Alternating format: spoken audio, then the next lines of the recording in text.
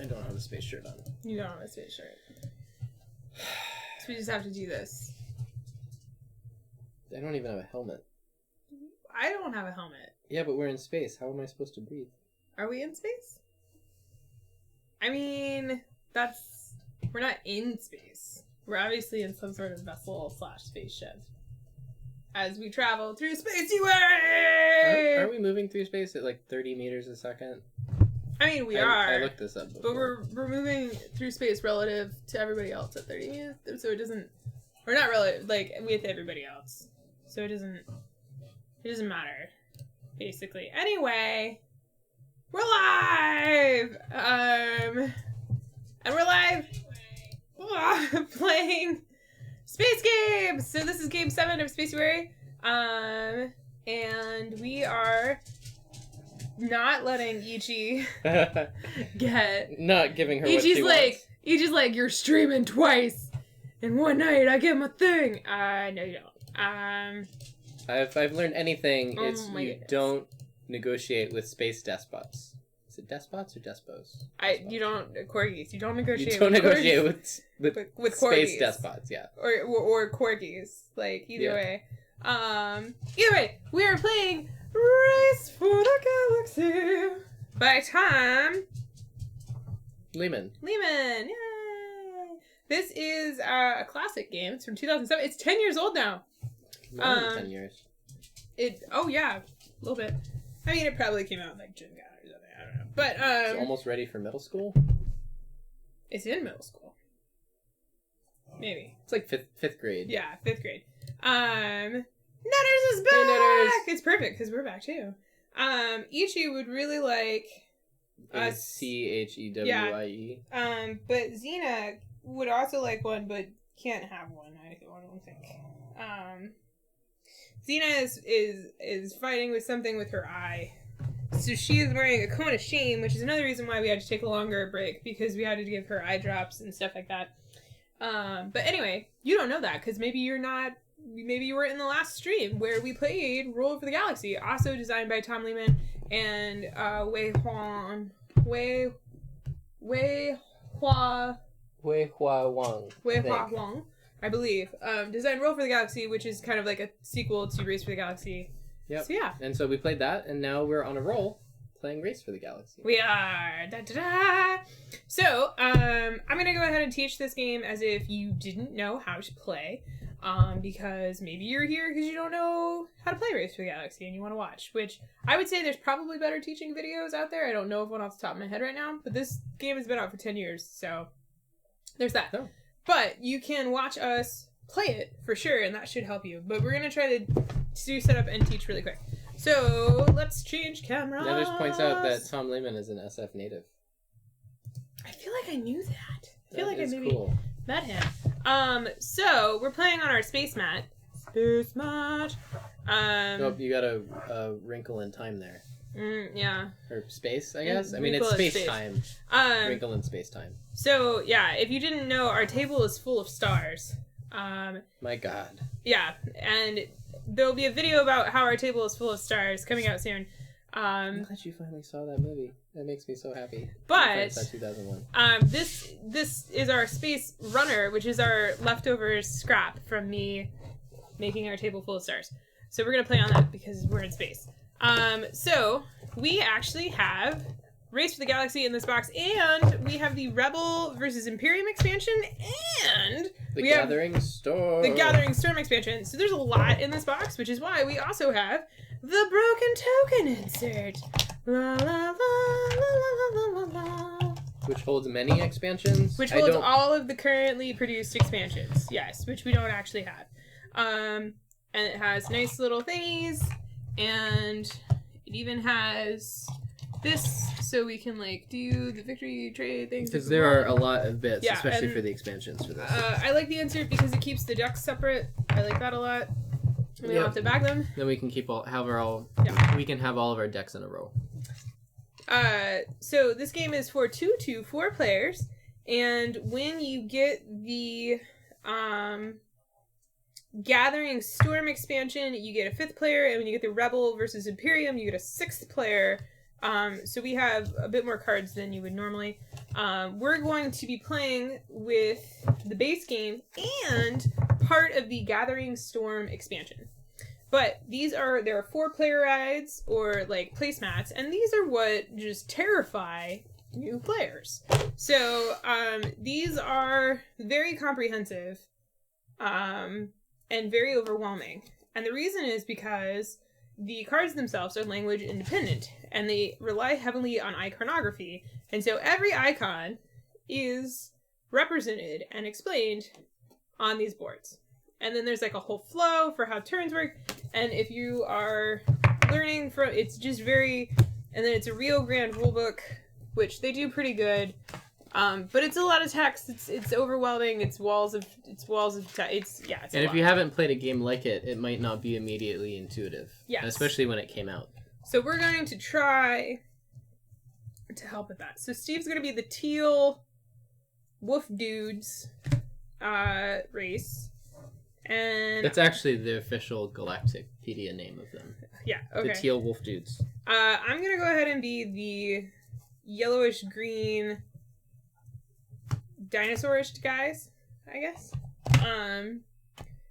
This literally doesn't matter. So these cards, there are a set of them, and the backs are the same because that represents one set for each player. So we each have matching sets of cards, and these are our action selection cards. Because the way that this game works is it's an action selection game.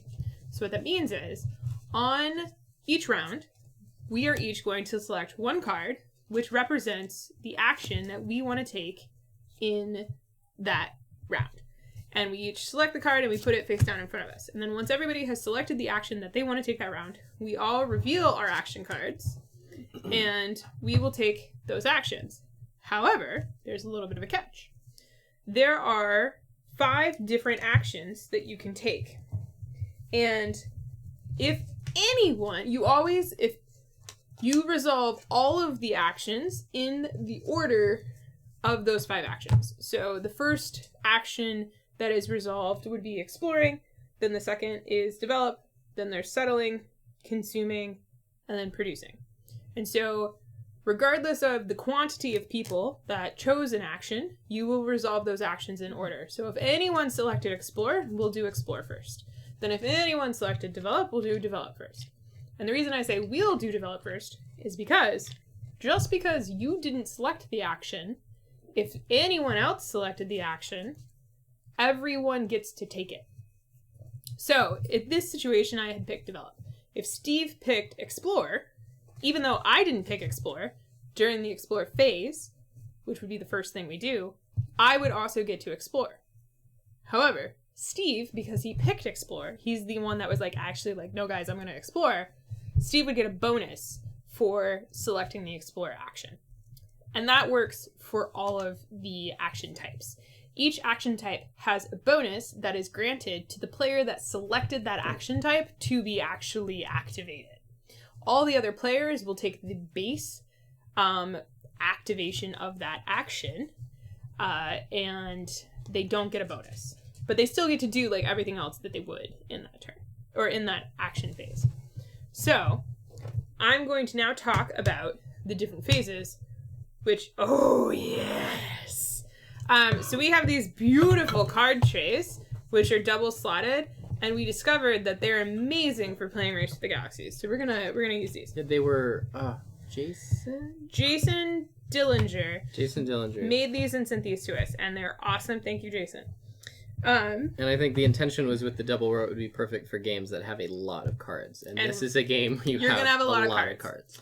So, that is the main mechanic descriptions of how this game works. So now I'm going to go ahead and talk about the other key feature of this game. We are space people? What are we? Space people. That's good. We're space people. We're colonizing and exploring the galaxy. It's the same setting as Roll. We're Earth's former colonies, and we're going out. Settle the galaxy. We're settling the galaxy.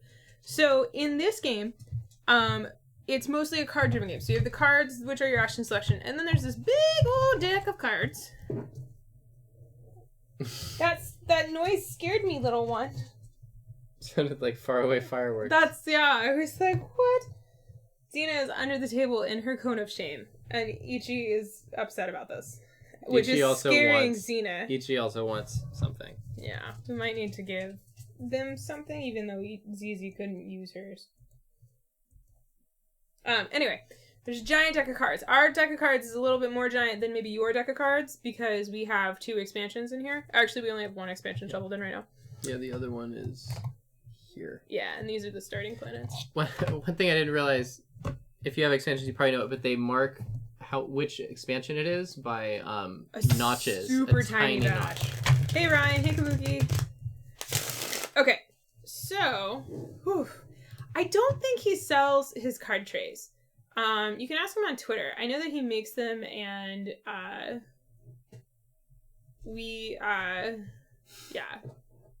First Martians. Yeah, I don't really enjoy First Martians. I'm waiting for Steve to forget it as well. Hey baby, do you want a Chewy? I'm sorry, but I just can't help it when you're this cute and pathetic with the cone on. Hi. Poor pupper. I mean, they didn't forget Mark Watney. I just want to point that out. Okay. Who's they? People on Earth. I mean, they did. All of the other humans. There was Mark Watney and then everybody else. They didn't forget him.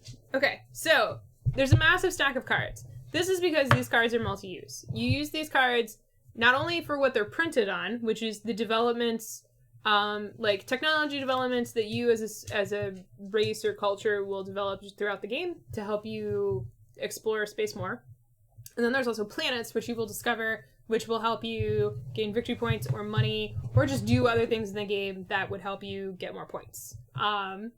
So that's like what's printed on the cards. Then the other way that you use cards is as currency. So when you need to pay for something in the game, you actually are going to discard cards from your hand face down as money.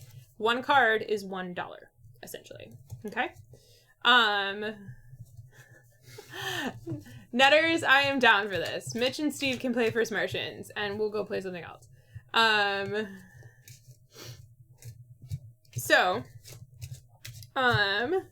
That is that's the second way that cards can be used, is as money. The third way that cards are used in this game is as materials. So certain planets will produce goods, and you can trade those goods for money or points. There is no physical, like, cubes or dice or anything like that to represent the goods. Instead, when a planet produces a good, you just take the top card of the deck, you never flip it over, and you put it on top of the planet that produces the good, and that good is now, that card represents that good produced by that planet. On a future turn, you can sell or trade that good for money or points, discarding the card, never looking at it, as the good that equals the type on the planet. So those are the 3 ways that these cards are used. Okay? So this is a card-driven game. So let's talk about the action phases, which should make a little bit more sense. So the first phase is explore. But let's actually finish setup first. I got into teaching. So for the expansion, you get 1 of each planet. 1 of each planet. Da, da, da, da, da, da. Are we playing with the goals? Because I can do that. Yeah. So we're going to go ahead and play with the goal part of the Gathering Storm expansion because we like it. And these are just objectives that you can go for during the game to get more points. Sorry.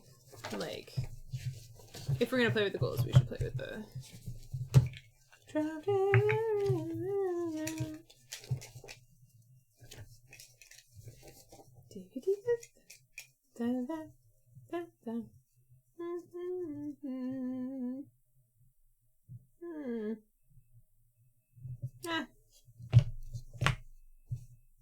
Let's just also gives us base scores. Let's just play with the base planets. Sorry. We're just gonna play with the base planets. You can play with the goals. Okay. So we each start with a random starting planet. Boop, boop, boop. I start with Old Earth. Yeah, go me. I start with galactic developers. Wow, we had miners in the last game, and I'm developers in this game. Mm-hmm. I'm sensing a theme. Mm-hmm. Alright, now we're going to put out 12 victory points per player. So we're going to need 24 victory points, please, sir. What? 24? Oh, just that one. Oh, these ones aren't the start planets. The start planets are red, apparently.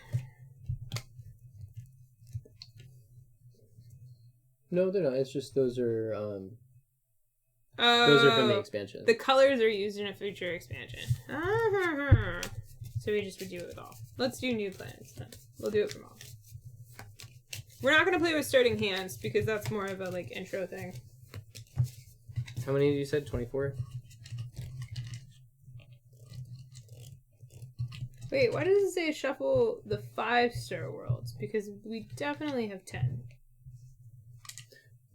Some of them were from expansions. So it's how many hashes there were. So the one you gave me with 2 hashes was from Rebel versus Imperium, which is fine. It was a good card. I'll just give you Old Earth because you had it before. There I'll be you go. New Sparta! There we go. That works. We have base worlds. Okay. You got 12 VPs per player? Yes? Yes? Yes. This is 24 VP. Okay. And then we each get 7 cards.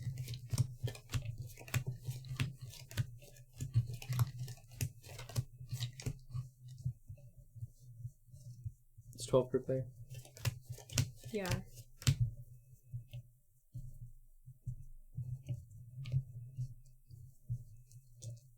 No, sorry, not 7. 6 cards. We discard 2. And then these golds that are out, these are called... They're from the Gathering Storm. They're from the Gathering Storm, and they're called first and most goals. These 2 big ones are first, I believe, and then these 4 are most goals. And then they are pretty much what they say on the tin. Oh, oops, no, these 2 are most goals. Yeah, I was going to say. End of the game, it's whoever has the most, whatchamacallits?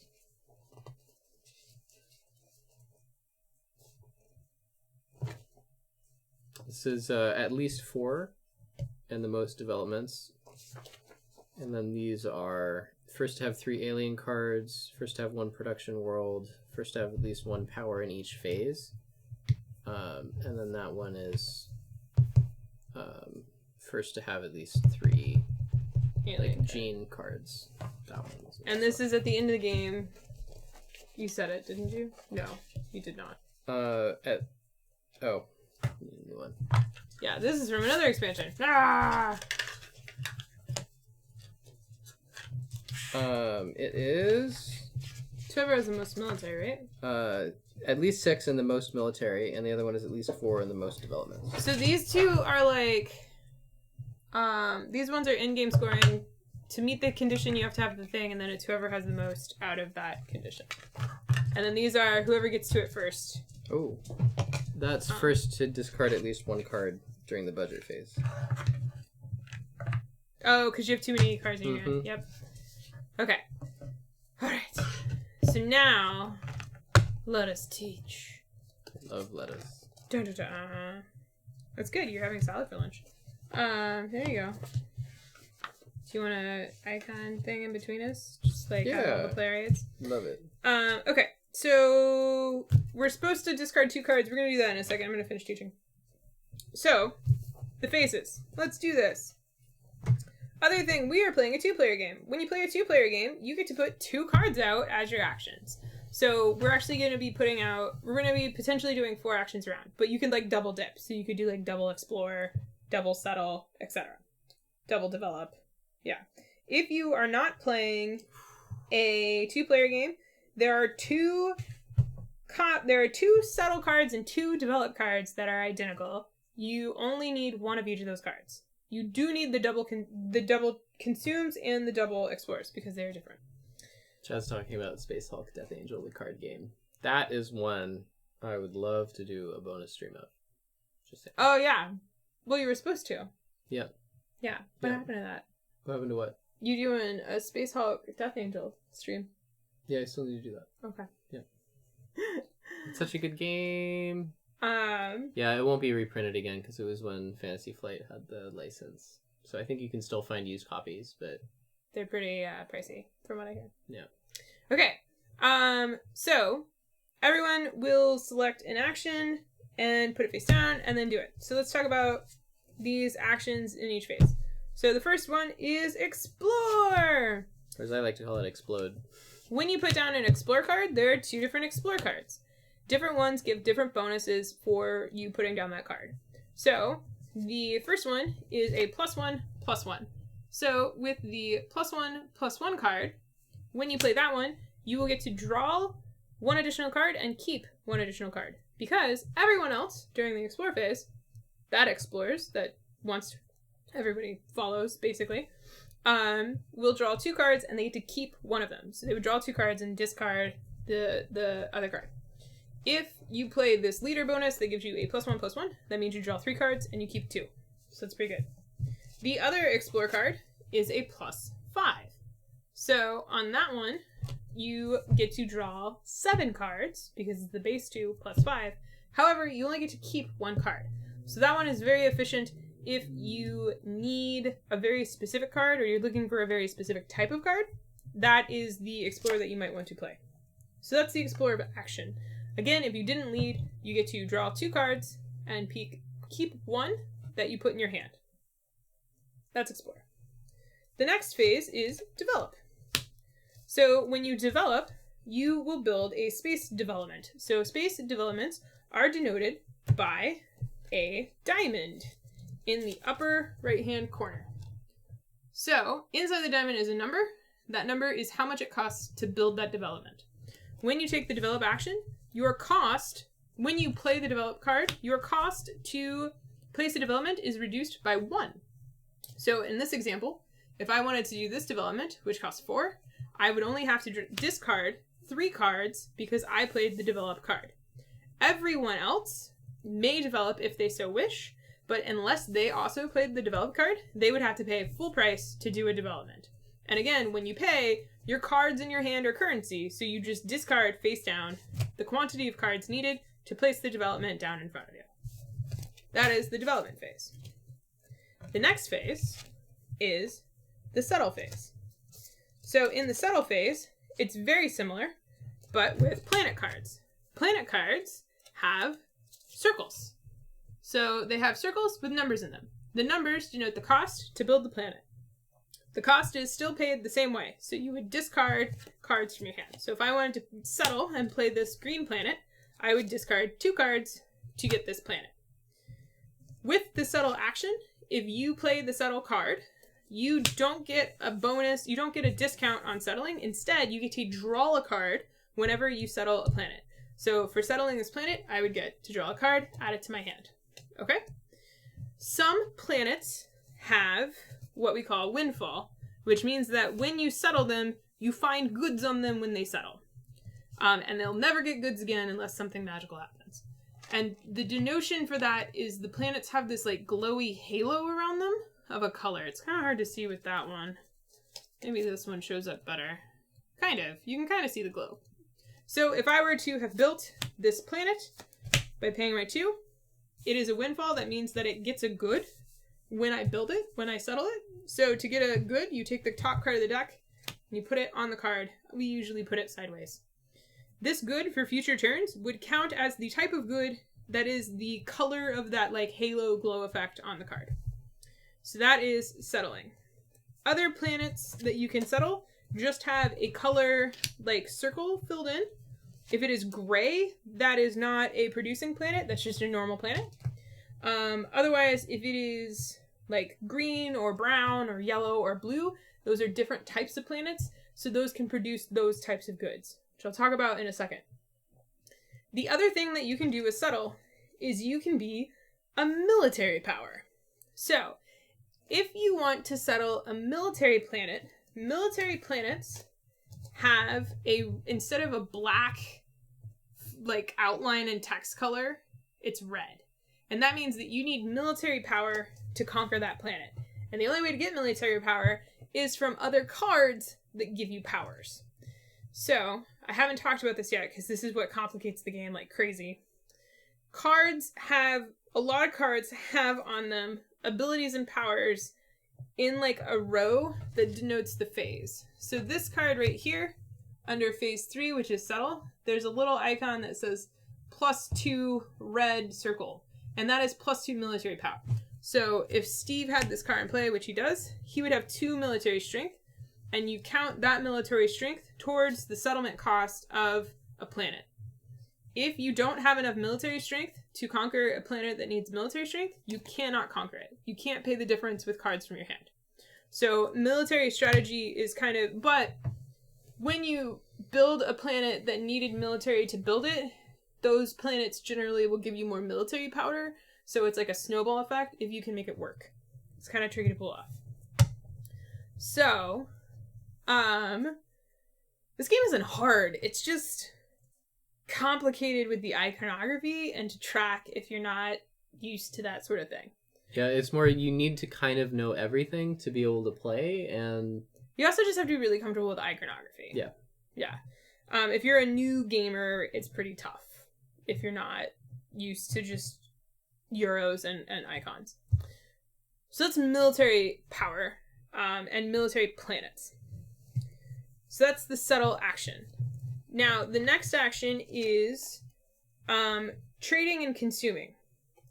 And so let's say I had done this Windfall planet and it had a good. So in the consume phase, which is phase 4, you have 2 cards that you can play. But regardless, when someone does the consume phase, you are going to be discarding cards that represent goods on planets to gain either money or points. By default, the consume action is you just get points. So the only way to trade is if you play the trade card. Okay?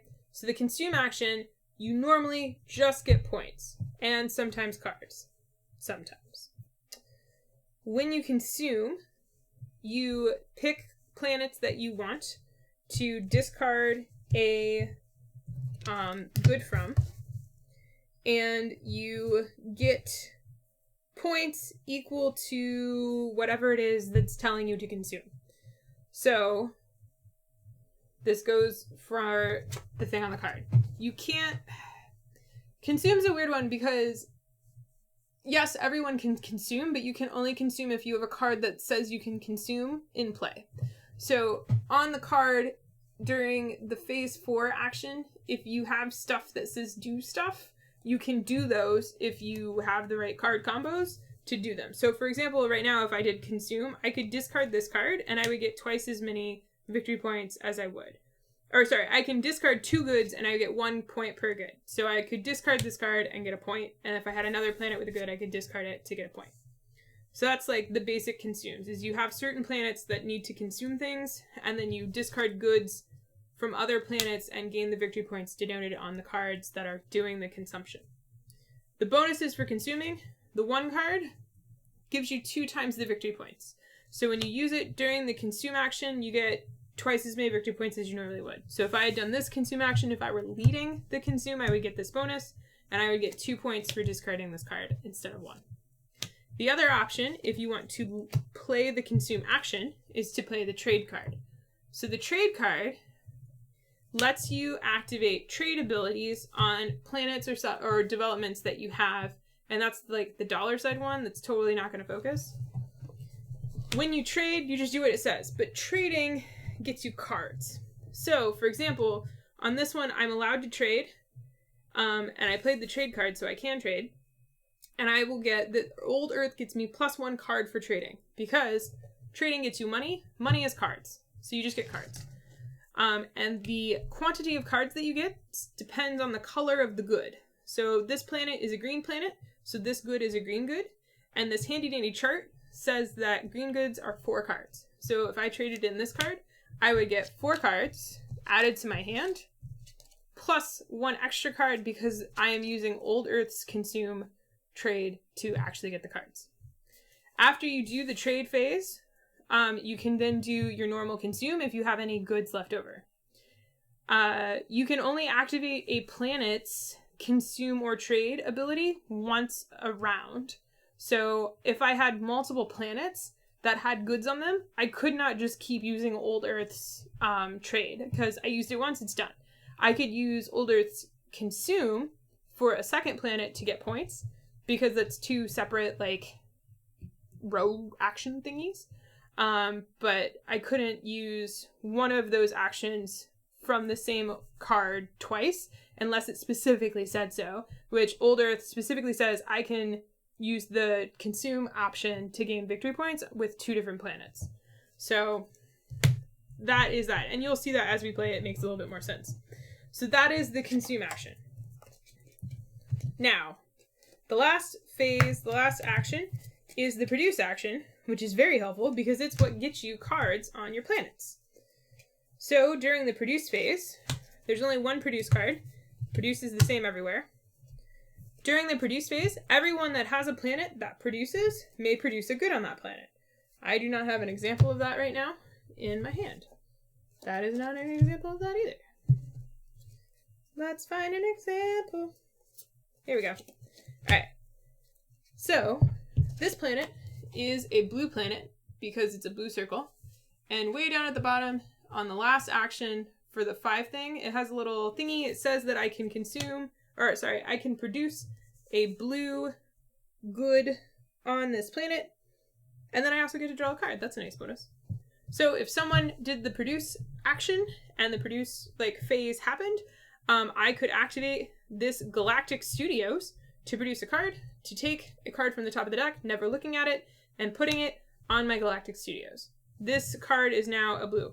Some people don't like to put them on because they block stuff, so some people just tuck under like that. You can do that. I like to put them on because otherwise I forget I have them. So that's the produce action. The bonus for playing the produce card is that you may produce on one Windfall planet. So Windfall planets, again, are the ones that have the color on the outside of the circle as like a halo. So if I had led the produce action, I would get to take an additional card and put it on top of the Windfall planet. And so that would be a good. You may only have one good per planet. So if this was the situation and somebody did the produce action again, I could not produce on this planet, even though it has a produce action, because there's already a good here. And I could not use this produce action to produce on another planet, because that's not how produce works. Produce produces on the planet that it is printed on, with the exception of the Windfall produce thingy. Some cards will let you produce on any Windfall planet. And all the icons are explained on the back of the player aid, which is large. So, there we go. That is all of the action phases.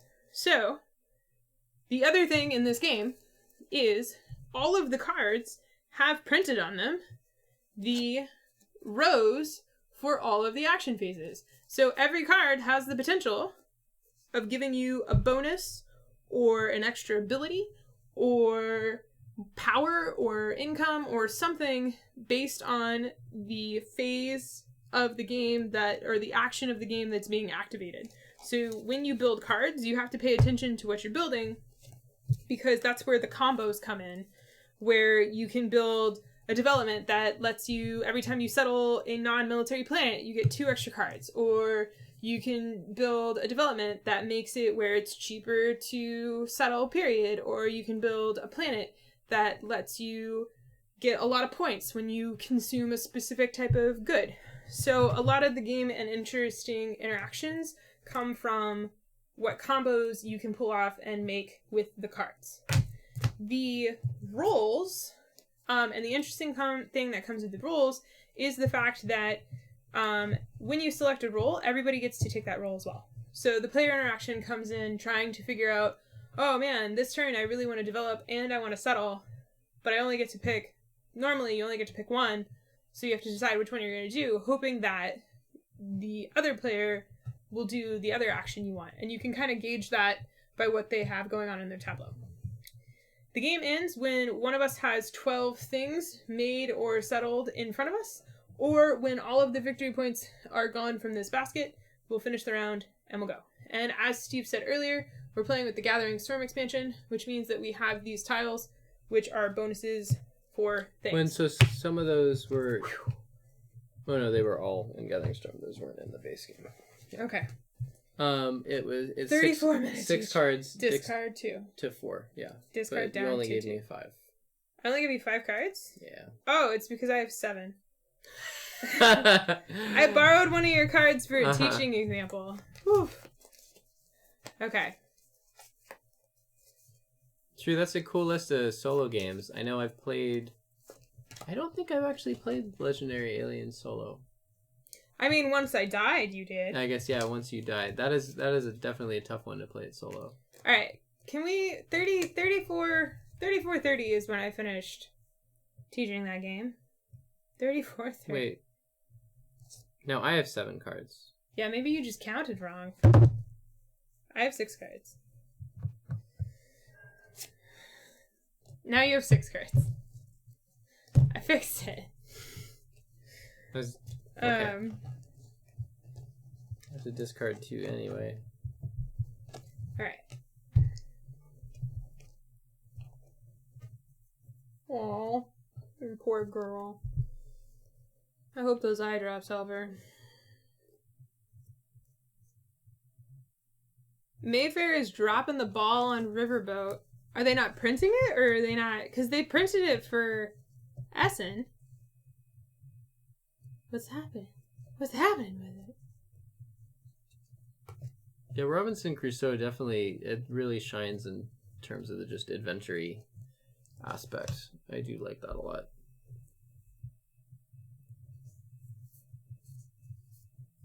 I think I'm gonna get rid of that one and that one. Yeah, Death Angel is another one that it feels more natural to play it solo because you don't have the artificial, like, which player does which with their team. I do like that one solo. Alright. That is... And I think even though it's not really available... There's a Terraforming Mars promo for penguins. Of course. Oh yeah, I remember when that was announced.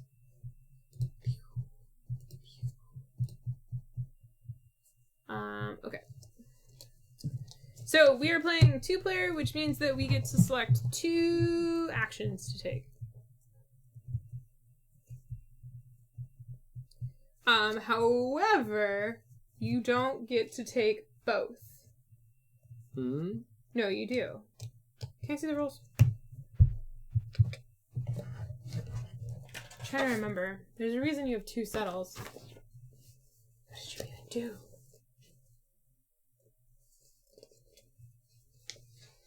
New players may find it more interesting. Blah, blah, blah, blah, blah.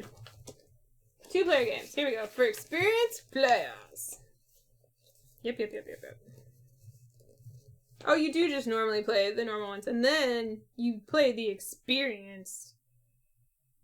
Oh, yeah, no. You can play both. And you can do either 2 develop or 2 settle actions. And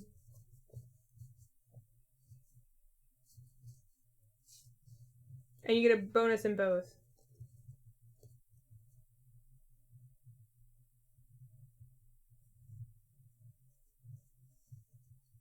And, oh wow, cool. Nice! That's gross. Alright. That's gross. Okay. So, we are playing the advanced variant for 2 players where you can play 2 actions. And they stack. With the exception of, you could play 2 develops or 2 settles, and you would actually activate those phases twice, separately. So you would get the bonuses twice. You would get any benefits from planets twice. And your opponent would get to settle or develop twice as well.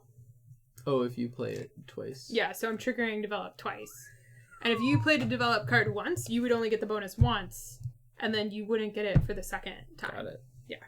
And you can also consume twice, but if you consume twice, you must do the trading for cards before you do the victory points. So there's that. Wow, okay. Whew.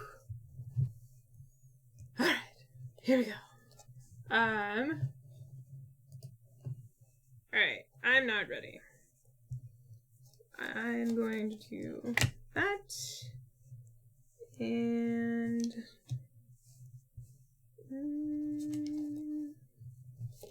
do that. Right. I am exploring for the +1/+1 and developing. I am exploring and settling. So we both get to draw 3 cards and keep 2.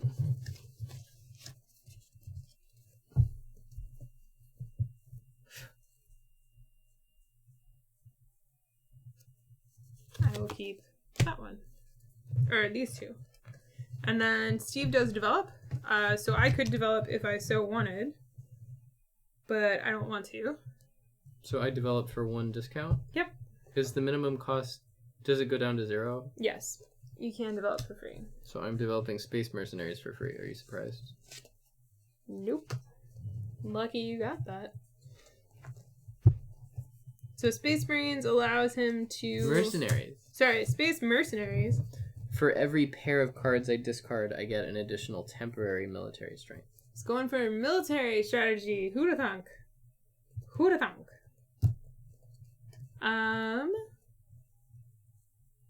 Alright. Then I'm going to settle. And I think... I was going to do a different thing, but I'm thinking maybe I should do... Ooh. I can't do that. Okay. Hi. Oh, right. Points at the end of the game. There's little hex symbols on cards. Your points are the hex symbol value plus those. Okay. I'm gonna do Alien Toy Shop for 3. So 1, 2, 3. And then I get to draw a card because I settled. So the Alien Toy Shop, during the consume phase, I can discard one good from this world to gain 2 points. And because it's a windfall, I get a good on it. Now, I'll actually do that. Is it even in frame? Yes, but no. There. What did Gareth mention? What? Oh, the camera stopped. No. Oh, my old Earth is not in frame. There we go. Gareth mentioned, not each pair, you may do it twice for 1 military each. You may discard up to 2 cards. Oh. Yeah, let's read the text, honey. I did. And then you made it your own. I am drawing all the cards that you would need. Oh, okay. Yeah, discard up to 2 for 1 military piece. Thanks for the clarification. I will do that. X2 does mean that.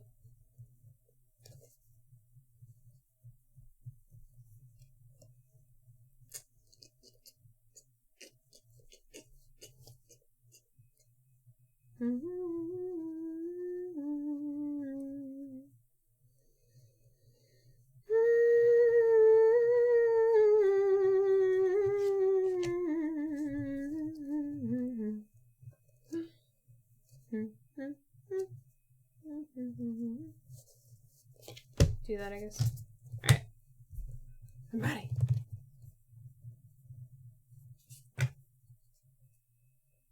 Thank you, Kabuki.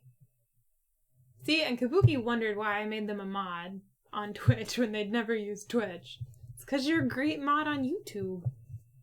Oh! We have to say hi to Mitch as loud as we can. You ready? 1, 2, 3. Hi, Mitch! And Gizmo. And Gizmo. I didn't know where it was headed. That makes sense. I hope you weren't wearing headphones, anyone. Alright.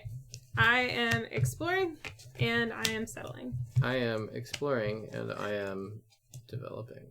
Alright, so I also get 3 cards. That's amazing. Definitely keeping that. Don't care about that. So keep. Yes. Alright, and then I'm going to go ahead and settle the... Oh, sorry, you develop. Develop happens first, and I don't want to develop. Developing's stupid. Mitch said he misses us. I'm going to discard 5. You don't show me what you discard. Oh. I'm going to discard 5. You show the quantity, but not the... To build Night Nutters. The Galactic Imperium, which gives me +4 military to place Rebel military worlds. What were the bonuses? Oh, have something on each card. There's a hand limit of 10 cards. Is it 10 or 12? 10. 10. Is this one of each planet type? It doesn't matter if it's Windfall or not. It's just one of each good. Right? Probably. Alright, and then I'm settling a deserted alien world! First to have at least one production or Windfall of each kind. Cool. I have a deserted alien world. I'm pretty excited about that. So is your settle? It reduces my cost. I don't know why. This doesn't need to be in frame. I'm like, how do I put things in frame so people can see what I'm doing? We'll do this. Bye, Netters. Okay. That was my settle. And I get a card for that. Seriously, these trays make the difference. Because you have, like, the action cards you have to look at. And you have, like, all of your cards. And so the trays are they're just great. They're amazing. So now we probably do other things? Yeah, we keep going. We do it again. Do it again!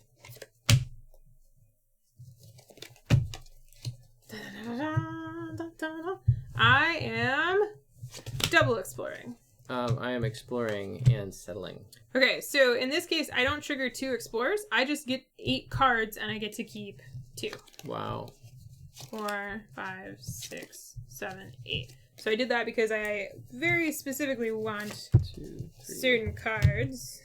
So now I'm just kind of bet you do. picking now what I want.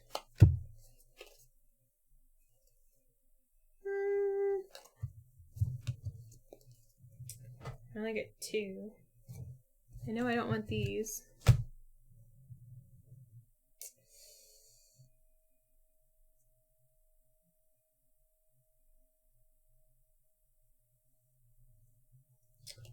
I feel like I'll keep these 2. Discard that. These 2. Alright, so I'm discarding those. And then Steve's second thing was the settle phase. So I get +4 for settling military worlds. And I have 6 without even using my space mercenaries. So then I draw a card for that. Alright. And then that's the round. And we do more stuff. So I'm going to do that. And then I'm going to do that. One more from the new alien world, Tiffany. What? So confused. One more from the new alien world. Oh, you're right. I would have gotten to look at one other card. That's right. That's right. Thank you. Oh, that's fine. I didn't want that one anymore. Thank you, Gareth. Alright. I explore. I explore. Develop. Develop. Ah. Oh, I keep forgetting all those times you were settling. I could have settled also, right? I keep forgetting the follow. Yeah. Okay. Mm-hmm.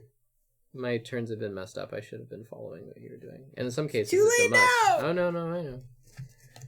I have to remember the follow. I guess I'll keep these 2. Doesn't really matter.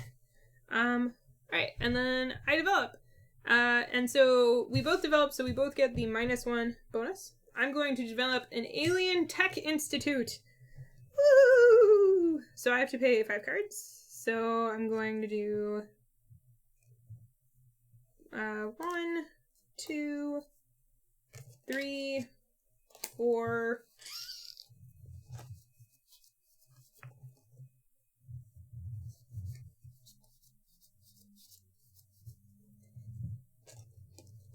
That one's really good. I'm gonna do that one too. Alright, so that's 5 cards. So I now can settle alien planets for -4. Or I have +4 alien. Okay, I'm developing, so it's a -1, right? Is Alien Frontiers on the schedule for Spaceuary? It is not. We no longer have Alien Frontiers. We got rid of it a long time ago. -2 to all settling costs. So yeah, but we devoted half of the days in Spaceuary to older classic games and half to new titles. and we ran out of days for classic games. So we've decided to focus on Imminent Domain, Star Realms, Roll and Race for the Galaxy, Impulse, and Core Worlds. So. Those the older games? Yeah. Or is our older games? Yeah. Alright. Like, I'm really, like, we could have done Spacetuary for, like, 3 months and not run out of games. But that's fine. It means we can do, like, another Space Theme month. And have more games to play. Oof. Oof, oof, oof. Definitely want to do that.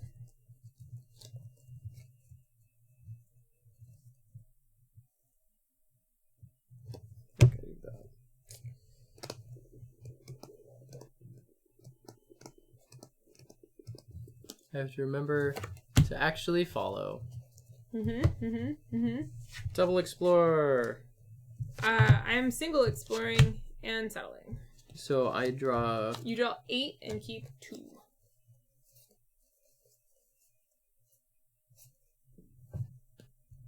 One, two, three. Oh, this is like my favorite card.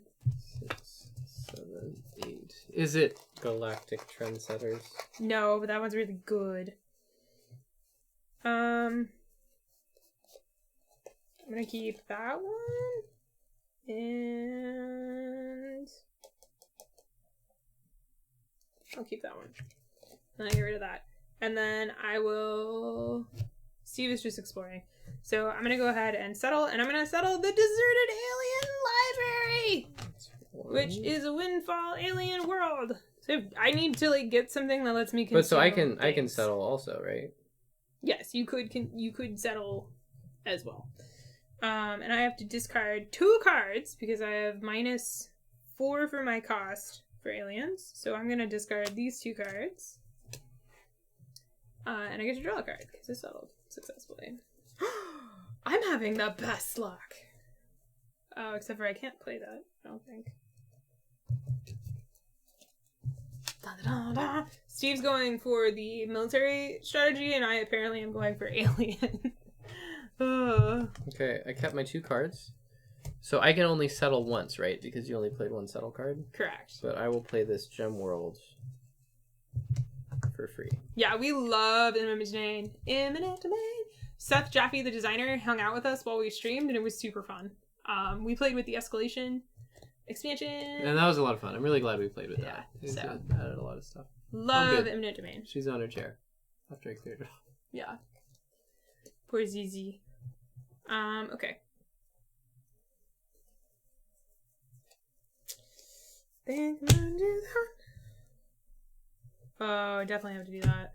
Okay.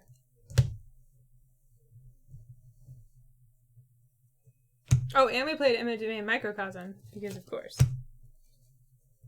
Alright. I'm exploring. Explore. And developing. And produce. Woohoo!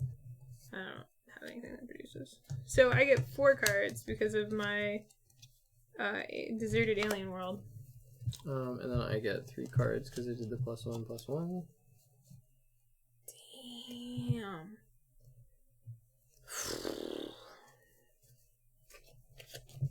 Oh, I get to keep 2.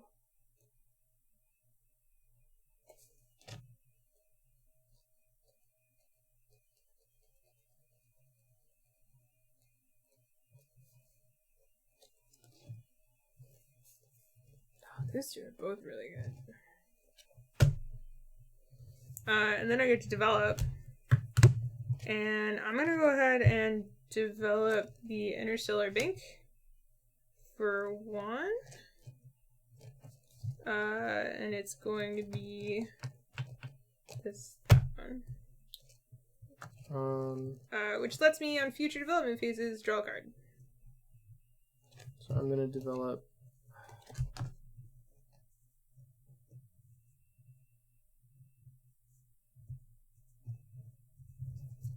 Just going to discard that, and then I'm going to do Expeditionary Force.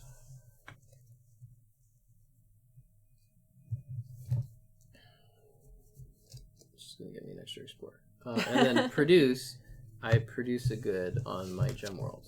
I do not have a produce action. So. Oh, and I draw a card. Yep. Oh, and because you did produce, if you had a Windfall, you could produce on a Windfall. But you don't. I don't. You produce for settling. Or you draw a card. Oh, because of that one. Yep. Yeah, okay. that one. Okay.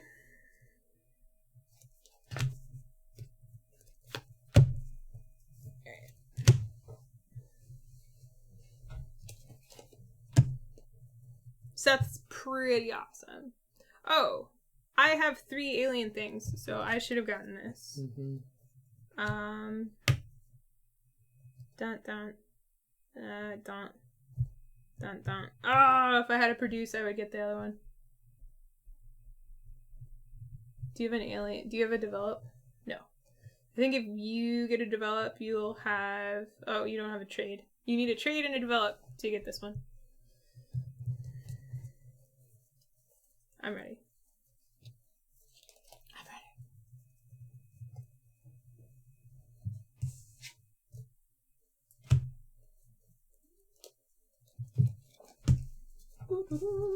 I'm ready. Okay. Develop and settle. Explore and develop. So I get 4 cards. So I can just draw 2, pick one? Yep. Well, that makes it easy. Yep.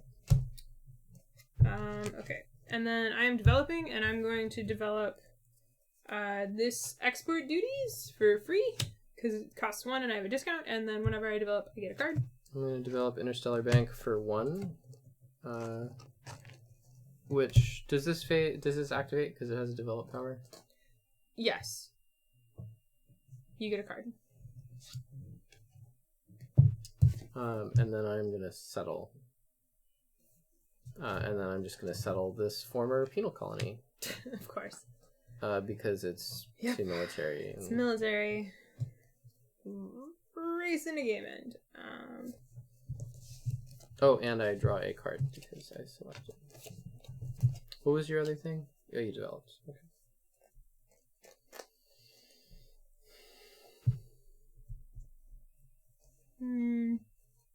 Oh, I have it, by the way. You have because I got both a develop and a... You don't have a trade? Oh, I messed that up. I built the wrong thing. And I just need to produce. How could I be so silly? Which... Ooh. Okay.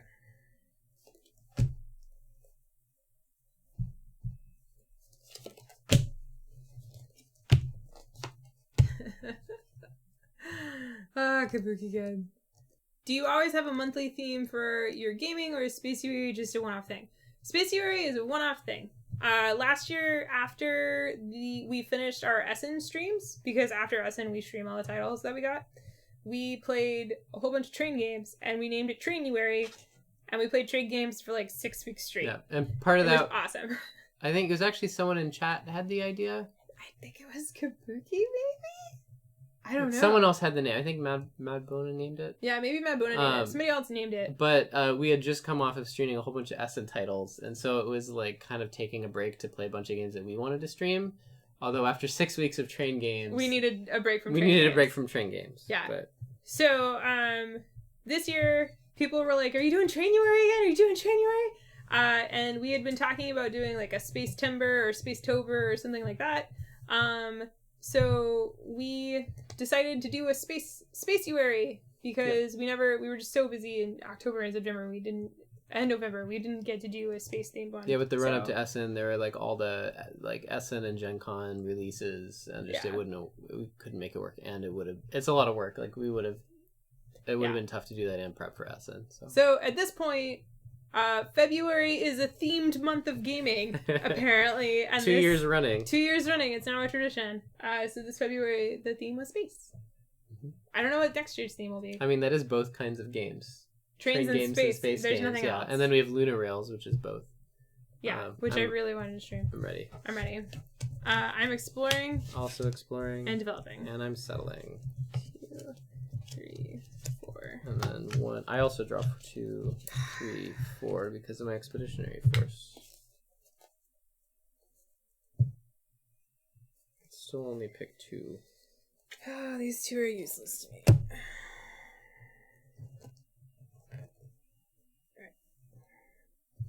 And then I get to develop, and I get to draw a card at the beginning of the development phase. Of course it's that! That's actually useful. And I will do... I'll pick those two. I develop, and I'm going to develop the Terraforming Guild, which is a development of 6, and it's out of frame. And so it's a 5 because I get a discount. So we'll do 1, 2, 3, 4. Oh, it's the 5. development phase. I get a card. And with that, I now have 1 of each type out. Did you settle the thing with trade this round? You did not. Oh, are you settling now? Yes. Okay, if we both do it in the same round, we both get the bonus. Then I think my hand is forced. I must conquer this pirate world. All right. Draw a card for someone. So we both get 3 points. So they recommend that you just put the tile someplace for both people that get it, or just get victory points out of the thing. We'll just flip it over. Yeah. So that we remember at the end of the game we both get it. Chad's back! Right. Yeah, but we actually failed this year. We still have Essen titles to stream. We still have From Essen, The Sanctuary, Transatlantic, Iberian Rails, and Hatsuden, which is a 2-player game, Battlefold, Ilos, 18CZ. I think that's it. That's all we have left from Essen this year to stream, which is crazy. Oh, BGG went live. No worries, Chad. Okay.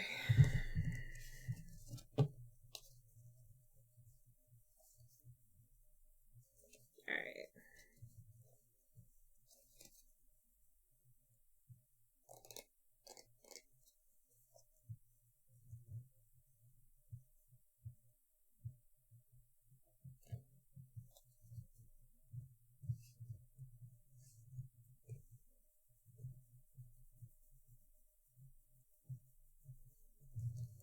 These should actually go over here. I like putting all my planets in one space.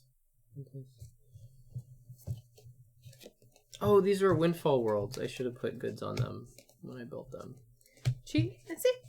She is it. She and his name is it.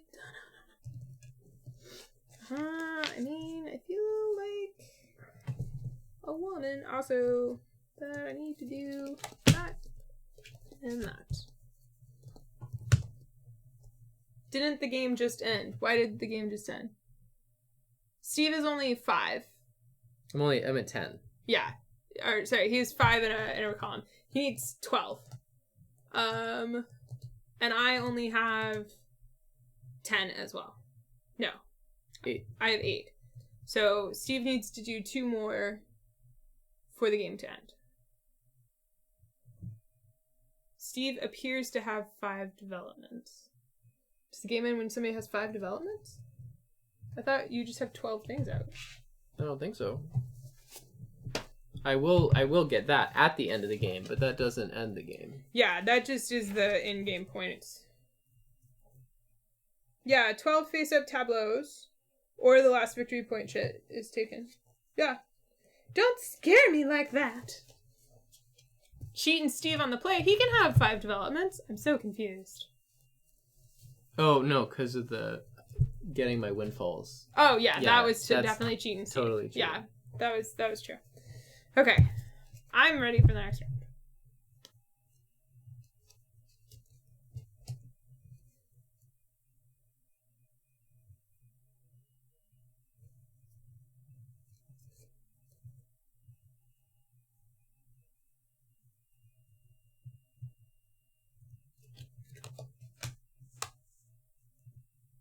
Alright, I'm ready. Alright, I am settling. I'm also settling. And I settled this alien planet for free! I'm consuming also. And I get a card. And, I am consuming as well for 2 victory points. How's are you? So I should settle something. You should. That's our new Cheat and Steve emoji. That's a good one.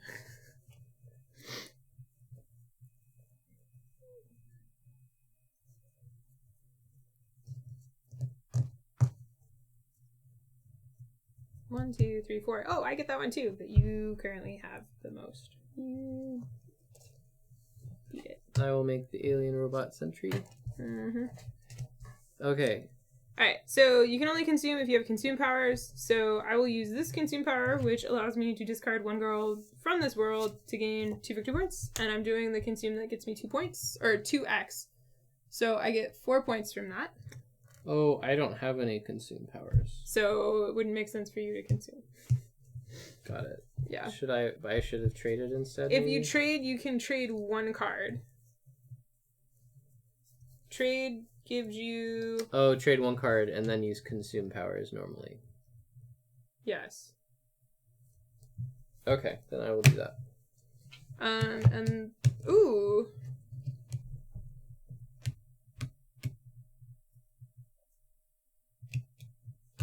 You have a trade planet, so you draw +3 cards when I sell a novelty good from this world. So I discard that. I'm going to. So I get 5 cards. 2, 3, 4, 5. Oh, and because I settled. Oh, this alien world that I just settled is a Windfall. Because I settled, I get 1 card. I can discard 2 goods for 1 each. It's not a great deal. Not a great deal at all. But I feel like he's going to end the game soon. So I'm going to discard these 2 goods for 1 point apiece, and then I'm doubling points, so that's another 4 points. Boom. So I have 1, 2, 3, 4, 5, 6, 7, 8, 9, 10, 11 cards. You can only trade once. I did. That gives me 5 cards. Okay. Because of the pirate world. But so I have to discard 1, right? So that means I get this tile. You do get that tile. Yep. You're getting both of those bonuses. Alright, I'm gonna do that. And that.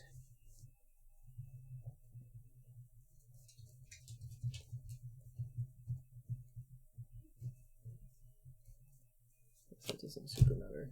Okay. Hey, little baby.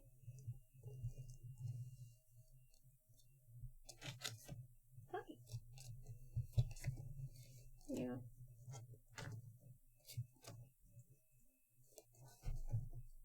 Your sister weighs more than you now. Did you know that? Yeah, Nana can't give you crap for being fat. So if I settle twice, I can settle 2 planets, but that's the only way I can settle 2 planets. Yeah, unless you have a card that lets you settle 2 planets. I'm settling twice. I'm exploring and then settling. So I draw 4. And then I draw... I have to keep 2. I draw 2, keep 1. Oh, sorry, I'm developing. No, I draw 3, keep 1 because of my expeditionary force. I will keep that rebel outpost. And then I draw 1 extra because it's the develop phase. I think I keep forgetting to do that, but that's fine. Oh, I forgot to draw a card for developing. I do develop now. Yay, I drew a card. Then I get to develop, and I will develop public works for free, which is a 5th development. Yay. And then it's the settle phase. And I will settle because Steve's going to settle and end the game. So there's no reason for me not to settle this biohazard mining world. I'm going to settle this rebel outpost. Which triggers endgame. Which does trigger endgame. And the rebel outpost, it's 5, but I have 5 military. And then are you doing your second settle? I am doing my second settle. Oh.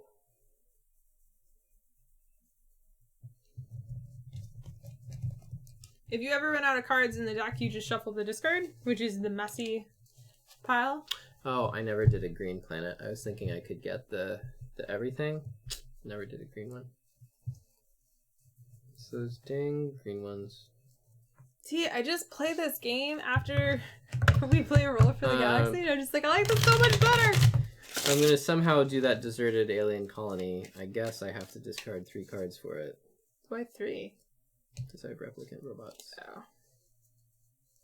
But our hands don't matter anyway, because I just ended the game. Whoops. So, right? Yeah. You just ended the game. Yep. Okay, so now you kind of points, and bonuses. So we both get this bonus. So I'm just going to give us both 3 points. And then we're tied for this. Yep. And so we're both going to get 5 points. Because it's friendly, right? Yeah. Which we have exactly enough chits for. And then Steve definitely got the 6 military bonus. 1, 2, 3, 4, 5, 6. Yep. And no one... What? The most goals, you take them. And then someone else has to exceed it. That's what I thought, but you taught it, so I thought... No, I didn't. You get that one, because I did not exceed it. I meted it, which means I lose 5 points, and I already gave you 5 points from that, but there you go. I took it back now. Okay, so then we add up points from cards. So this one we already did. If Future Interstellar Bank happens at started phase, you might be able to develop that card or use it to pay for another. Yes, Interstellar does happen at the beginning of the production phase. This is true.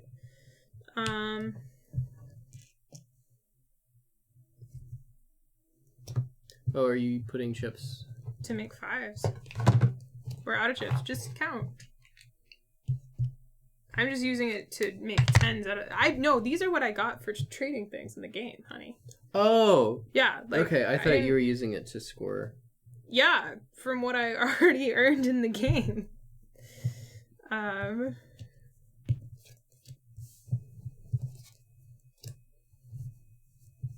well, I don't need any of these silly goods.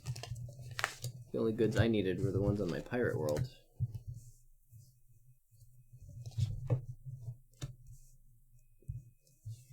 Oh, man. I got 2 question mark ones. Alright, so...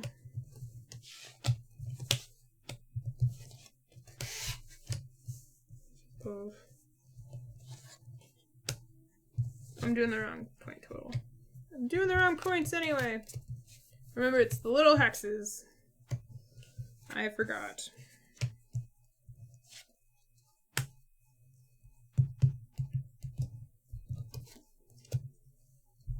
These were the 3 points from this tile? Or no, these were the 3 points from the one we shared. Okay, so that's 6, 7, 8, 9, 10.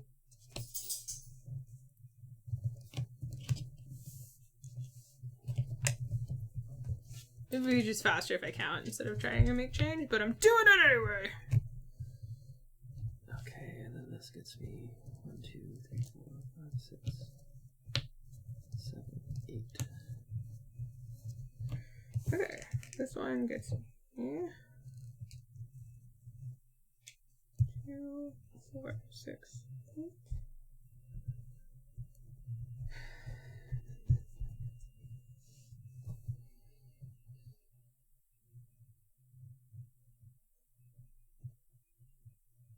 Two, 4, 6, 8, 10, 12, 14. I don't think they would double count. For what? For aliens.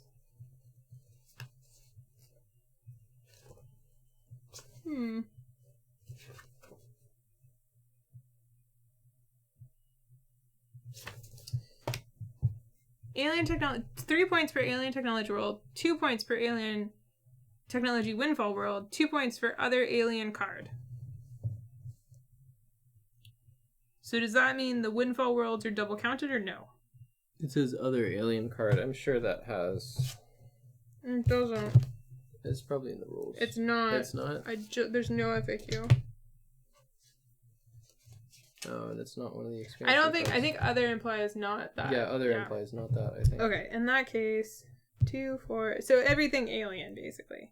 But why wouldn't they just say alien? Because everything is alien. Because mine also says other military world. Like, I get 2 points per rebel and then 1 point per other. So do you count rebels twice? Mm-mm. Okay. 2, 4, 6... Well, no, but why wouldn't it just say alien? Because if it is an alien production world or an alien windfall, it says alien on it. What do you mean? Because alien, it always says alien. But that's fine. Nobody else knows. 2, 4, I don't think you would double count. 10. That wouldn't be consistent with any other cards. I think it's just dividing. There's production, there's Windfall, and then there's everything else. Okay. I think I have a score. You got a lot of alien cards. Yeah, well, I got the Alien Institute tech early, and I started with the Alien Toy Shop and the Alien Deserted World, so I was like, I'm gonna go Alien. Once you go Alien, you never... I don't know. You never quite fail again. It doesn't work. Alright. New game! The thing about logging my plays every time, it's like, this is a new game that I don't have. In your system. In my system. Yeah, I'm like, we've played this. Alright. Yeah, it's new. What's your score? 50. Do you know what my score is? 49? 49. Always happens. Always happens. Well, good game. That was dang close. Yeah, it was. I was sure you were going to cream me with the alien or the military stuff. No, it's just I couldn't turn it into points as well. Like you got, 10 points from... I got 10 points from my alien stuff. Yeah. Well, and actually the Terraformers Guild gave me points for Windfall and terraforming. Nice. So I got 8 points from it. Oh, wow. Yeah. And then, I got 8 points from my Galactic Imperium. That just loved... They took over the Rebel base and the Rebel outpost. Can you believe that? Oh, man. The last time we played this, I tried to do military, and I could not. I, got 2 military cards in the beginning, and I was like, sweet, I'll be able to build, basically anything military that's, a mid to low level, and I got 0 military cards the rest of the game. Literally none, and it was awful. Yeah, I lucked out just in terms of, in my starting hand, planets. Starting hand, I think I had... Sure. Oh, yeah. Yeah, I started with New Sparta. I got Rebel Base. Close. I got... Yeah. Super close! That worked out. It's just... I find it so much more engaging. I also keep forgetting... the following is hard for me.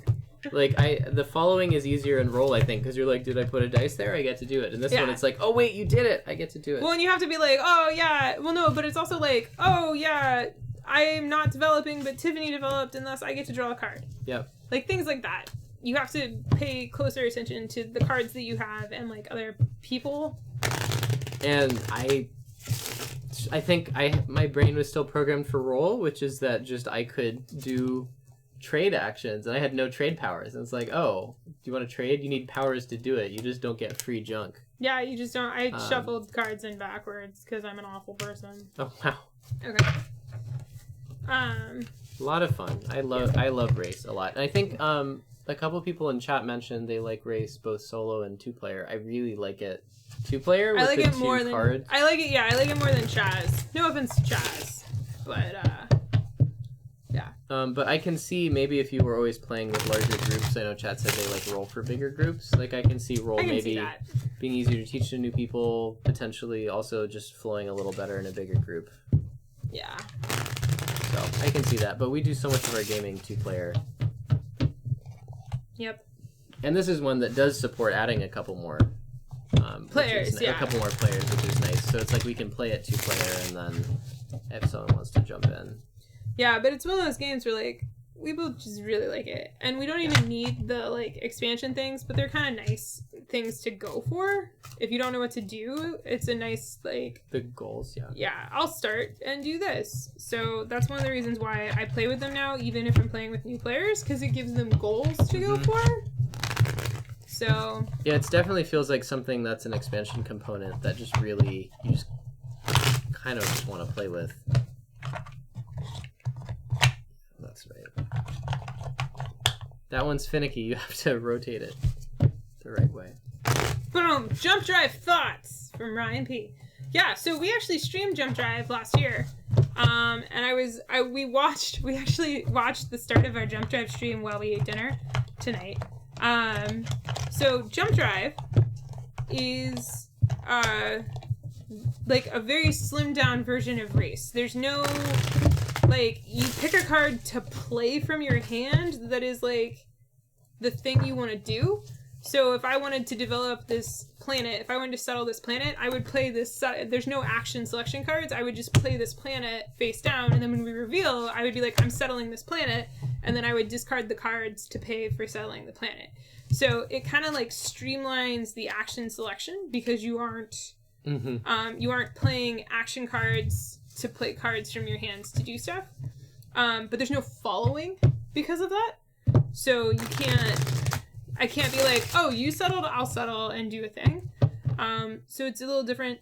It's a little more sandboxy, and it is very dependent on what cards you draw, and then you just power through your engine. Like, it's kind of hilarious. It's like, who can build the better engine faster? Like, you just. Well, no, it is an engine, but it just ramps up so fast. It's like we made the comment at the stream that it's like race but light speed. Yeah, and you get there's these tiles, these like exploration tiles, and you get them for doing things, and it's in 2-player. It's just really weird. Yeah, like 2-player, we felt.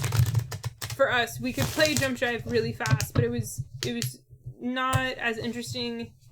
It was not as interesting 2-player as playing Race for the Galaxy, especially now that we've leveled up to playing the 2 action cards in Race. Yeah. And with the explore tiles, I just couldn't quite grok it. Like, it's weird, but just the way they're weird. Because they were like discard them for one-time bonuses to get extra cards to kind of jumpstart your engine, but it felt like it seemed like it was fixing a problem with the game, which is fine, but just in playing it, it just kept tripping up because I kept forgetting it existed. So, but it's fun. Like, I think if you were trying to get someone leveled up to race, I would start them with Jump Drive. If it was more than just 2 of you. Yeah. I feel like if it's just 2 of you, they would be a little confused as to why you're doing some of the stuff. But if there's 3 or 4 of you, it works. It makes sense. But with 2 players, some of the stuff is like, you're obviously doing this for balance reasons to make it balanced, sort of like how Race for the Galaxy works. And if you don't know what Race for the Galaxy is, you're just like, why am I doing this from a thematic standpoint? So yeah, I think the detractor for Jump Drive is just like, if you were leveling through Jump Drive to Race, you might just outgrow Jump Drive really quickly. Oh yeah, like it's almost one that you would want to play like a library copy, or like borrow, or like not. I don't know. Depends on the play group, I think. Yeah, it's really the play group. But like Jump Drive would be like, it would be like almost a quiver game. Yeah. I think for us, like we would leave it in a quiver, and if we were out and we had 3 or 4 players and we were at a bar and we didn't have the table space to play Race because you need the table space, we could play Jump Drive. Yeah. But Brian, hello. Oh, hey Brian. Hey Brian. But for us, when we played Jump Drive, like, we just kept saying it in the stream, we just wanted to play Race for the Galaxy. Like, we just kept wanting to play Race. And the same thing happens to us when we play Roll for the Galaxy, is we just want to play Race. Like, we're just like, this is great, this is fine, I want to play Race. Because I think the card combos and the powers that you can do are a lot more interesting in Race than in Roll. And you don't have those combos in Jump Drive, so... Yeah, because in Roll, you're kind of like laundering your dice through your tiles, like through your engine. Yeah. And in Race, you can just get combos and just like cards. Cards are money, cards are things you're doing. It's like really satisfying. Yeah. So, and the box is nice and small, and it could be way smaller until you start adding the expansions, and then you're like, oh, that's why it's so big. Yeah. So that's why we have the broken token insert, which we showed, or you saw earlier, which we do very much enjoy. If you like Race for the Galaxy and you have one of the expansions and you're thinking of getting more of the expansions, I recommend getting the broken token insert, because 1, it adds structure to the box, so this box that you will pull out and use a lot will actually be sturdier. And 2, it has nice dividers and sorters for all the stuff. Yeah, it does make setup a little faster than just using bags, because you want to keep, like, maybe you want to keep the expansion card separate, you want to keep the starting hand separate. Yeah. It just does speed it up a little bit. Also, if you are addicted to Race and you really want to go to the level, these beautiful card trays, which are slanted and they're double trays from Jason Dillinger, are fantastic. They're so amazing. Just I don't know if he occasionally sells them, but he does like charity auctions and stuff. So you just have to like follow him on Twitter to see if he's doing an auction or a giveaway for this stuff, because he doesn't typically sell them. I will say with the card holders, one of the things about Race, if I have, you basically have 2 hands of cards, so it's like easy to almost forget what's in the other hand when you're looking at one. Oh yeah. Or you keep everything all in one hand, and then when you get to 10 cards and you're holding all the action cards, so just having the card holder is just like so amazing. Yeah. So that's Race for the Galaxy, designed by Tom LeMan, and we really like it and enjoy it, and it's one of our would you call it a permanent game? It's close. What do we call the games that we're just like, we won't get rid of these, even if Tiffany is filled with rage and wants to like move into a van, and we have to get down to 10 games? Donner Pass games? I would take this game to Donner Pass with you. I should. Yeah. This was your collection. Oh no, our collection is not permanent. We have some games that are not Donner Pass games. Not at all. This game, I think when we mentioned we were going to actually do Space UR, and I think even when we were talking about Spacetober, this was, I think, like one of the first games you mentioned. You're like, all right, we're playing Race, and like some other Eminent Domain and some other stuff. Yeah. So. Yep. That's Race. This might be one of the reasons why we did Space UR, was because I wanted to play a lot of our classic space games, including Race for the Galaxy, and doing space themed month was a great way to do that. Yep. So we got so I think Race, Eminent Domain, and I think the other one of those, which I haven't played in a while, is Core Worlds, and that one we're going to be streaming, I think, in about 2 weeks. But very excited to play that one. That one is so much fun. Yep. And I've played so many new drafting games since I first played that, because that was my first drafting game, Core Worlds. So Isn't it Deck Builder? Or Deck Builder, sorry. Yeah, I was like, it's not a Deck Builder. I've played so many deck builders since then that it's pretty... Y'all need some Zia in our life. It's so expensive. I looked at it. We can't afford it. The other thing is, it's... With the expansion, the expansion for 2-player. The expansion is awesome, and it adds solo and 2-player. It does bump up the cost. The thing for me, one of the reasons I haven't pulled the triggers, one, it is expensive for both, but 2, I have Merchants and Marauders with the expansion, which they both play similarly. They have different like pros and cons. But just I haven't gotten Merchants and Marauders to the table enough, because that's a tough one to play. So it would be really hard to justify having 2 games that are both so similar that both didn't get to the table a lot. Yeah. Sorry.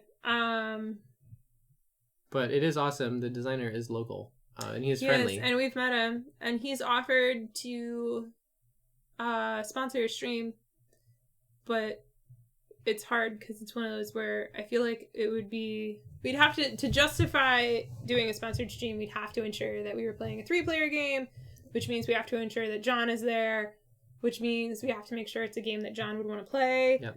And if John doesn't want to play, we invite Tony, but Tony's been using his time in Portland to play Charterstone, so I don't want to force him to come on our stream instead of playing Charterstone. Because there's a lot going on in Zaya, we definitely have to play it at least a couple times before the stream. Yeah.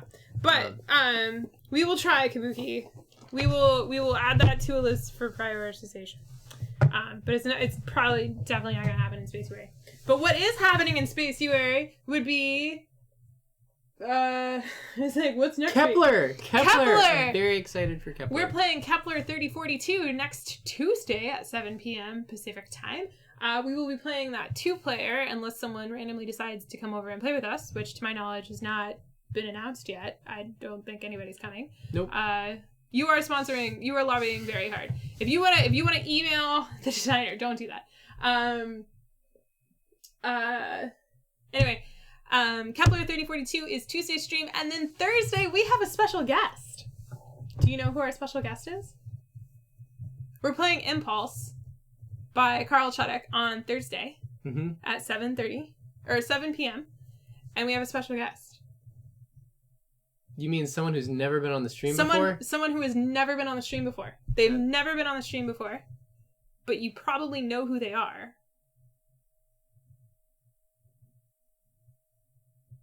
Do you know who they are? Do you want to announce it? I mean, I'm just staying coy, so I don't accidentally announce it. Do you want to announce it? Yeah, we can announce it. I just don't. No, I'm saying, do you? Oh, do I want to announce it? Yes. Maggie Bot will be joining us next Thursday for Impulse. Marguerite, Maggie Bot on Twitter, will be here visiting Portland, and she's going to come and play Impulse with us by Carl Chuddick, because I gave her a list of all of the games in Space URA. I was literally like, these are all of the games that we're going to play in Space URA, and she was like, I love me some Impulse. And I was like, done. We're playing Impulse with you. So, join us next Thursday at 7 p.m. Pacific time for Maggie Bot and Impulse. And join us Tuesday for Kepler 3042. And that is next week's streams. Are you going to do a bonus weekend stream this weekend, you think? I would like to. I don't want to force it on you. Well, no. I would like to, I think, play something that's less... I mean, you have Death Angel. Well, I'd like to play something that's a little less intense. So probably that means like more something like Death Angel. If you want a solo stream while I'm at work, you can. Yeah. Just leave everything up. So, I think tentatively Saturday Death Angel stream, and I don't know what time works for that. But yeah. While I'm at work. So, that's obviously I'm gonna. I think Saturday should work. But I'm definitely gonna need to refresh so I do not accidentally cheat all the way through it. I was thinking a couple times. I was thinking we could invite Brian up to play a game with us. But the problem is the best game to play with Brian is a role-playing game. And to make Brian DM for us. It's the best thing to do. Like, hey, do you want to, it's like saying... Do you want to come be on our stream? It's a lot of fun. We're just playing a game. Can you DM a campaign? Yeah, that's like inviting someone over for dinner and like, oh, can you bring ingredients? Oh, do you know how to cook? Just bring ingredients for whatever, that's fine. We'll cook that. Cool, what are you going to make? Yeah. Brian, you want to come stream? What are you gonna roleplay? I think I haven't roleplayed very much. So Steve has never really roleplayed aside from the Star Wars roleplay that we did that one time that actually died and didn't go anywhere. That was an awesome game. That was super fun. It just ended on a cliffhanger. It got fireflied. It did. Well, transportation is tricky, Brian. If you ever find yourself in Portland on a time, we have a guest couch, and if you don't mind snuggling with dogs, we could play a game and we could do like a one-shot role-playing. Night, Ryan. Night, Ryan. It was the Edge of the Empire system. It was the Star Wars, which Steve has the role-playing book for, and we have a lot of fun. And this is really funny. One of the most popular videos on my channel, is Tiffany. Like, I did the intro starter set game of the Star Wars, Edge of the Empire series, and that is like one of my most popular videos on this channel. It's me DMing that game from the starter set to a bunch of people that have never DM'd or never played role-playing games before. Oh, wow. And it was a lot of fun. We did it over Hangouts. It was a blast. So, yeah. It's a blaster. But I would totally do a role-playing thing. Role-playing things are super hot right now. Would you say you one-shot first? No. No. Nope. Yeah, so, I don't know. Brian, we can work it out if you want or not. We don't have to I don't want to force you to do anything. We could also try and figure out a way for you to DM for our streams while you are where you are physically located. I'm sure we could make that work with the technology that we have. Oz. Yeah. That is entirely possible. Yeah. We can do that. Hey, could you not lift the carpet? We have enough of like an audio and everything set up. He just said, technically speaking, he could DM you from here. We could do a role-playing game with our DM there. Well, there you go. There we go. But we have an audio set up enough so that we could actually route the audio through and it would go through the stream and all that. We'd have to like test it out and try it out. The feedback would be... We have the technology. It would probably involve us having headphones and then piping it into the stream, but it not being over speakers. Oh yeah, we could do earbuds. We'd have to get extensions for the earbuds, but we could do it. Anyway. It's a possibility. I think that would be a lot of fun. But would it make sense for it just to be us, or should we get more people to play? Ariel would totally play with us. Ariel and Emily would totally. Yeah. You could be the only dude physically on screen. That would be great. All right. Anyway, we need to go. That would actually also be a fun way separately to do one of the Parsley games. Oh yeah. That would be fun too. Yep. If we can get 2 more. 2 more. Okay, we can do that. We can get 2 more people to be in a Star Wars. There's a weird thing where sometimes people are will be more down to play a role-playing game sight unseen because somebody's running it than a board game sight unseen. Well, but role-playing games are more of a commitment. Yeah, well, they're more, but I mean a one-shot. Sometimes people are like, oh yeah, I'll do that. I don't know. It's weird. Yeah. It's interesting. Play Paranoia. I don't know that. It sounds paranoid. Yeah. Okay. All right. We're gonna go. Yep. Thank you for tuning in and watching us play Race for the Galaxy. If you are watching live, thank you very much for hanging out in the chat. You are the reason we still do this. Literally, you are the reason we still stream because you come and you hang out and you talk with us and it's fun. So thank you. Mm-hmm. Otherwise, it's just us playing games by ourselves in our house, talking to a camera not hooked up to anything. Which we've done before. Yeah. So there's that. If you are watching not live, thank you for watching this far through us just talking. I know the end of the night streams are always the worst for us just rambling, but whatever. You should come hang out with us live sometime. It'd be kind of fun. But either way, if you are watching this on YouTube, if you could give this video a thumbs up, that would be super awesome. And make sure you're subscribed so you don't miss out on future streams or future videos, because we do other videos and streams. If you're on Twitch, make sure that you click the follow icon to get a notification for when we go live. And yeah, I think that's everything. Kabuki Kid fuels our problem. That's totally true. Yeah. Well, in all of the chat, you all fuel our problem. Yeah, you totally do. Also, hi, Eric. Yeah, hi, Eric. Thanks for lurking. Yeah. Lurking is totally fine, but thank you for watching and lurking. It's always nice to know when people are lurking, not that you have to, because we don't have any kind of stats. Yeah, we actually don't have the stats up, so we can't tell who is watching at any moment or time. So the only reason we know if people are watching us is if they talk to us in the chat, which is another reason why we are super engaging with the chat, because it's the only way that we know that people are out there in the world. So yeah. Also, why would we stream if we didn't want to engage with the chat? That's the other reason. If we just wanted to play games and not talk to other people, we would just play games not on the internet. So, yeah. Sometimes we do want to play games without you, internet, and that's fine. But we really enjoy playing games with you. Yep. Anyway, thank you for watching. Yep. And we will see you for the next game of Spacetuary, which is Kepler 3042 on Tuesday. Maybe Death Angel on Saturday. Maybe Death Angel on Saturday. Kepler 3040 Tuesday. Yep. All right. Good night. Good night.